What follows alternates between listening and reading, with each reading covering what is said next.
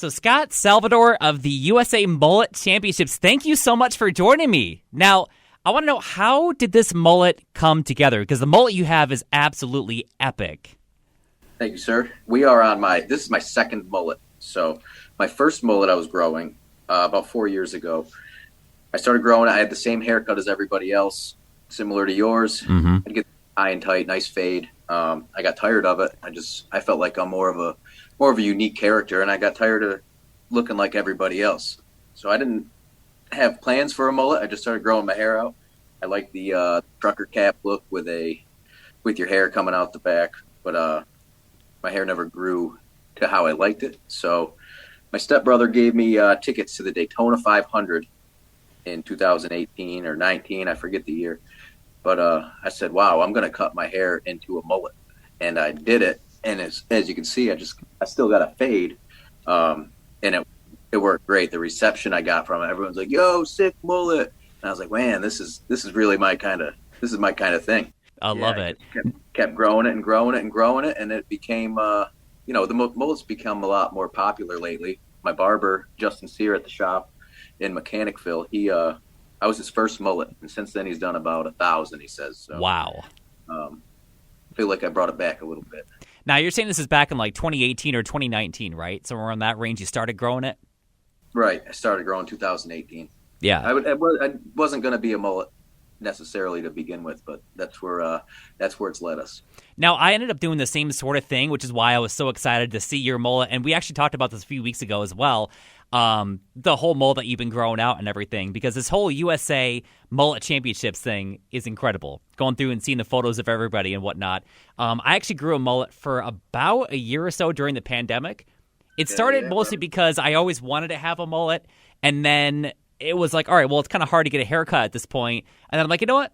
Screw it. Why not? Let's just go for it. And it just kind of went from that point on. And then I chickened out. And I should have let it go a little bit further. It was only going down to about here or so. And then I just kind of bailed on the thing. So seeing what you're doing with this right now, I am so envious and so jealous of it. Yeah, that's one thing. You don't choose the mullet chooses you. So if it ain't in your blood, you got to cut that thing. Get it out. Now, are you dating anybody, and how do they feel about the mullet? I'm married right now. Okay. This is my second mullet because she was my girlfriend at the time. She was moving here from New York City. She never swears because we're a nice Christian girl. And I was in her apartment. She's packing up her things, and she's like, I'm changing my entire effing life for you. And you can't even cut your effing hair. She didn't say effing the first time. There was only one F-bomb in there. So you can't even cut your effing hair. And I was like, geez. So things were a little heated because I loved my mullet. It was, part of who I was, part of my identity, really. And I walked to a CVS down the road, shaved my head right in her living room. She was crying. It was awesome. I was going to shave my eyebrows off. I was so mad. I think I look stupid with a mullet. Watch this. She didn't have any electricity in her bathroom. She had a little Brooklyn apartment. But so a couple months later, I proposed to her. Short hair, Scott. The second my knee came off the ground, I started growing this bad boy right back.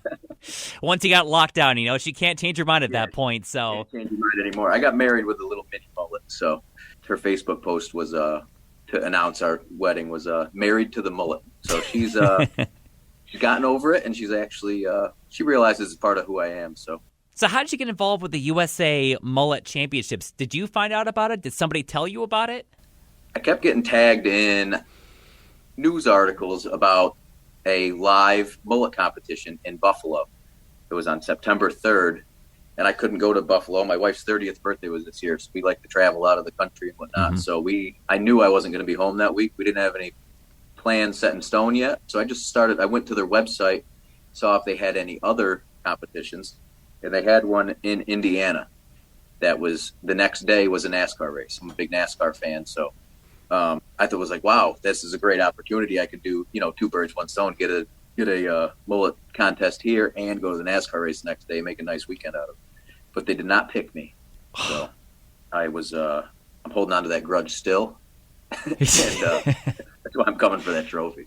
But they had the online competition, and my wife, she entered me in, unbeknownst to me. And then there was the group of 500 you had to get in the top 100 of Facebook likes to get into the top 100 to narrow it down to the top 14. We found out about 6 hours before voting happened. And we just made a couple quick Facebook shares, and we got in by the skin of our teeth. Wow. Getting into the top 100. After the top 100, we did a vote for the top 14 of those. So that was a big Facebook push. We had to get I came in 14th place out of 14. Wow. I barely squeaked into the finals. We're currently in the finals right now. We're on our 5th day of voting. I'm currently in first place by a couple hundred votes. Wow. Which is, we're getting about 900 to 1,000 votes a day since we started. But my people, we got to we keep voting. Hopefully nobody gets a nice surge. I'm trying to prevent that from happening. Yeah, of course. So this is, if you finish in first place, then you are the winner then. Right. They announced the winner on October 20th. I think I'm already the winner, just based off of my projections and the way the votes have been coming in. I was in second place after day 1 by 100 votes. Second place day 2 by 20 votes. Day 3, I came in with a vengeance. Took a 300-point lead. Now I'm at a 400-point lead on day 4. This is day 5 voting. We won't know the results till October 20th. But as the way things are going right now, it looks good. But I want to keep my feet on the gas and one foot in there. You know what? Absolutely, because you can't let down at this point, Don't hold the line. You got to push right through them. Now, one last question I have for you here, and it's completely off topic, but you brought up that you're a big NASCAR fan. Now, are you still a NASCAR fan right now? Have you been following the playoffs at all? Yeah, I follow NASCAR next to Jesus. I follow NASCAR maybe like 3rd or 4th on my list. So what do you think of the Roval race over the weekend? Because it was kind of all right until the very end, and then it was just an absolute, free-for-all at the very end. I mean, how do you feel about the playoff system? Again, this is completely different than what we were originally talking about, but I'm a big racing fan, and I'm a big NASCAR fan, too. So kind of wondering, how do you feel about that? It's the new car. All the drivers hate the car. I feel like they're driving with a vengeance, I feel like. They're just pushing each other all over the place. The playoffs, every elimination race is wild, coming right down to the last lap. Just watching even Chase Briscoe just driving so deep into a corner, and his teammate backing off, and then you get the defending champions kicked out of the playoffs. There's just so much drama going on. I'm a big Ryan Blaney fan, and he has not won a points race this year. So, and he barely snuck in because he had the most points of somebody who hasn't won a race, right? When he got into the playoffs there, he almost didn't make the playoffs, being one of the most consistent drivers.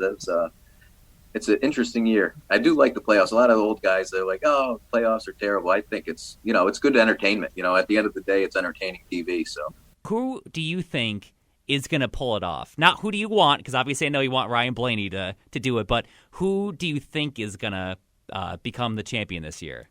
Logic is telling me Chase Elliott, but it's also telling me Ryan Blaney. I mean, we've had how many different playoff races? I want to say 6 or so now, so maybe 7, and we've only had 2 playoff drivers have won.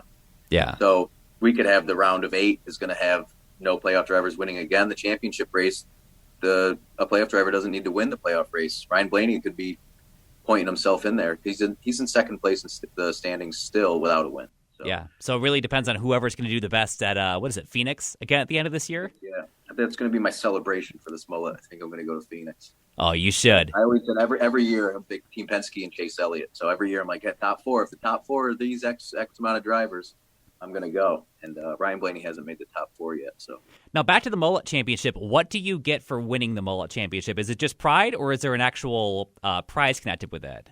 We get $2,500, a pair of Pit Viper sunglasses like I haven't owned 30 pairs in my life. I love those things. I did throw them all out. I threw all my Pit Vipers out. But don't tell them that. I went to a Pocono race this year, and there's like 16-year-old girls, all of them, Pit Vipers. I was like, get these out. Yeah, at that point, it's like, okay. I almost cut my mullet off. I went to the Scotticoke Fair, and there was too many mullets out there for the Washington County Fair. I was like, geez, all these young whippersnappers. But, it's a lifestyle, and they're not living that lifestyle. So. Yeah, they'll have it shaved by next year. You're going to keep going with it.